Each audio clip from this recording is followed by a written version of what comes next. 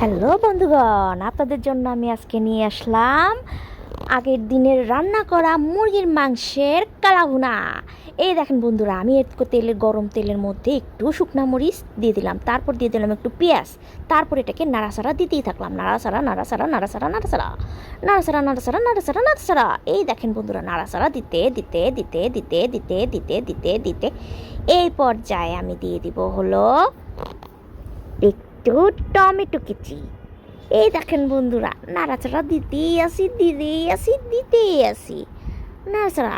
এই তো টমেটো কুচিটা দিয়ে তারপরে এটাকে আরও নাড়াচাড়া করতে থাকবেন। নাড়াচাড়া নাড়াচাড়া নাড়াচাড়া নাড়াচাড়া নাড়াচাড়া নাড়াচাড়া নাড়াচাড়া নাড়াচাড়া নাড়াচাড়া নাড়াচাড়া দিতে দিতে দিতে দিতে দিতে দিতে দিতে দিতে দিতে দিতে তারপরে হলো একটু দিবেন হইল একটু হলুদ গুঁড়া আর একটু লবণ আর একটু মরিচের গুঁড়া দিবেন। দাঁড়ান বন্ধুরা, আমি দিতেছি, দাঁড়ান দিয়ে নিই। এই তো দিতাছি হইল হলুদ মরিচ আর একটু লবণ, এটাকে দিয়ে তারপর এটাকে একটু গুঁড়া দিবেন।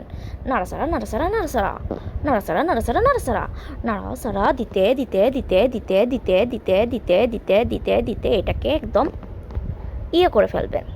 হালকা একটু তেল ছাড়বে এটার ভিতর থেকে। দাঁড়ান বন্ধুরা, তেলটা ছেড়ে নিক। হ্যাঁ, এই তো তেলটা ছাড়লো। এই পর্যায়ে দিয়ে দিবেন আগের দিনের ফ্রিজে রাখা মাংস, মুরগির মাংসটা দিয়ে এটাকে নাড়াচাড়া দিতেই থাকবেন। নাড়াচাড়া দিতে দিতে দিতে দিতে দিতে দিতে দিতে দিতে তৈরি হয়ে যাবে বন্ধুরা মুরগির মাংসের কালাভুনা। এই দেখেন বন্ধুরা, কত সুন্দর কালাভুনা হয়েছে।